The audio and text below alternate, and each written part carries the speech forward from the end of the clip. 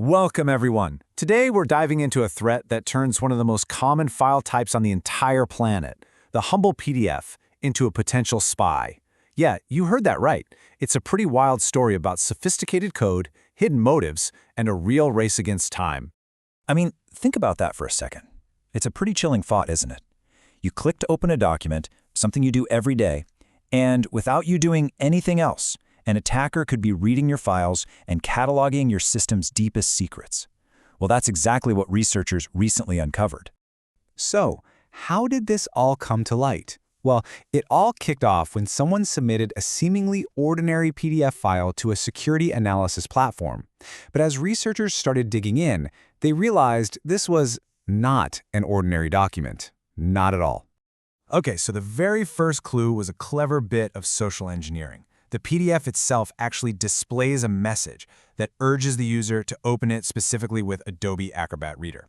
Now, this isn't some helpful tip, It's a critical step to make sure the victim walks right into the trap, because the whole exploit is tailor-made for that specific software.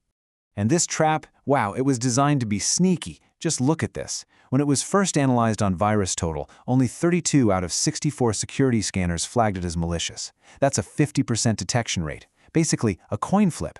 It just goes to show how effectively the attackers hid their work, letting it slip right past a whole lot of automated defenses.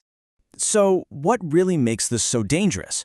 Well, it uses something called a zero-day vulnerability. As you can see here, this means the attackers found a security hole in Adobe Reader that Adobe itself didn't even know about.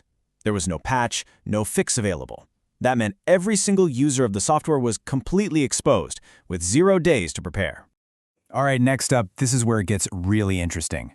We're going to see how researchers basically became digital detectives to crack this thing. The malicious instructions weren't just sitting there in plain sight. They were buried under multiple complex layers of code designed to confuse and mislead anyone trying to figure it out. This process was like opening one of those Russian nesting dolls, First, they found this heavily scrambled JavaScript. Once they unscrambled that, it revealed a long encoded string. And decoding that string, well, it just revealed a second layer of scrambled JavaScript. It was only after peeling back all those layers that they finally got to the real payload. And hey, you don't just have to take my word for it. The security researcher who led this whole investigation, Ha-Fei Li, he didn't mince words. He called the exploit highly sophisticated, which is a huge testament to the skill and the sheer effort the attackers poured into creating this weaponized document.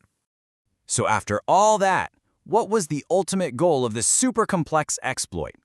You might be surprised. It wasn't to deploy ransomware or wipe the system clean. Nope. Instead, its main job was to conduct a stealthy reconnaissance mission. And this table perfectly illustrates the spycraft. It's a brilliant two-step process. First, the code uses a privilege command, this util.read file into stream, to secretly read local files, like parts of the operating system itself. Then, it uses another command, rss.addFeed, to package up that stolen information and send it right back to a server controlled by the attackers. This whole process has a name. It's called fingerprinting. And honestly, the best way to think of it is like a burglar casing a neighborhood.